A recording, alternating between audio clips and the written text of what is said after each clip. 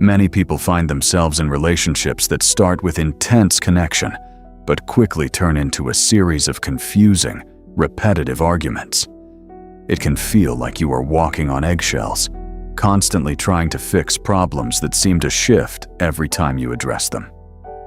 Narcissistic abuse is rarely about random bad days. Instead, it often follows a specific, predictable pattern that can make you feel like you are losing your own sense of reality. Today, we're going to look at the 7 stages of this cycle. If you feel stuck, understanding this progression can help you see that the situation is a result of a pattern, not a reflection of your own flaws. This is the ThePsychSight. Stage 1. Love bombing. At the beginning, the relationship feels overwhelming in a positive way. You might feel like you have met your perfect match.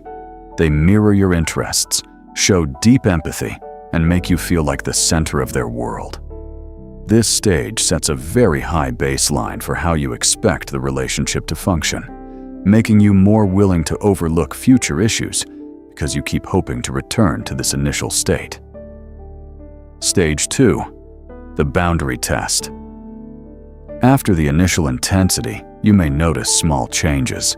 They might start disrespecting your time, making subtle backhanded comments, or ignoring preferences you previously expressed. These are often small enough that they are easy to brush off, but they serve as a way to see how much they can push your boundaries before you speak up. Stage 3.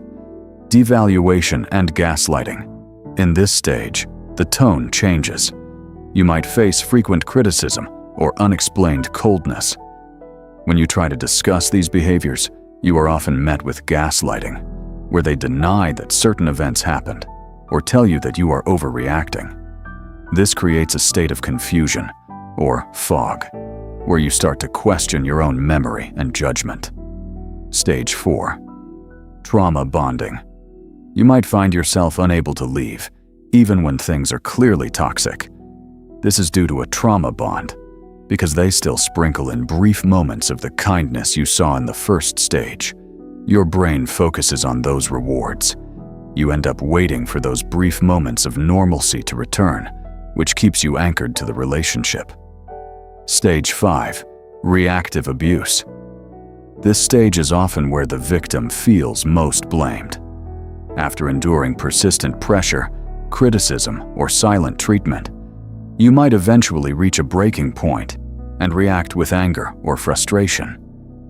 They then use that reaction as evidence of your instability, conveniently omitting the weeks or months of provocations that led you to that point.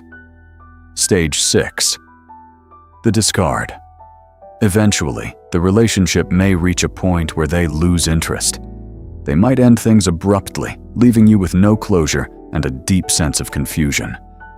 During this discard phase, you are often left to process the aftermath alone, frequently blaming yourself for why the relationship failed. Stage 7. The ghost.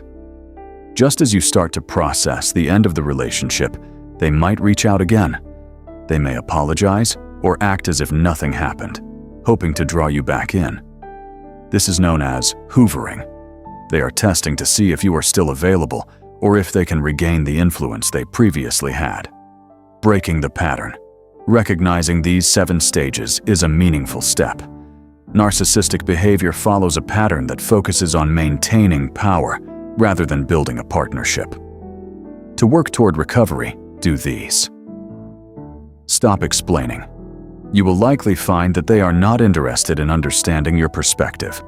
Continued explanations often only provide more information they can use to twist the narrative. The gray rock method. This involves staying as neutral as possible. When you give short, non-committal answers and show little emotion, you become a less rewarding target for their behavior. Establish distance. If possible, limit or end contact. Creating physical and emotional distance is often the most effective way to begin healing and see the pattern from the outside. You are the survivor of a difficult experience. When you see the cycle for what it is, you can stop blaming yourself for the chaos and start prioritizing your own stability.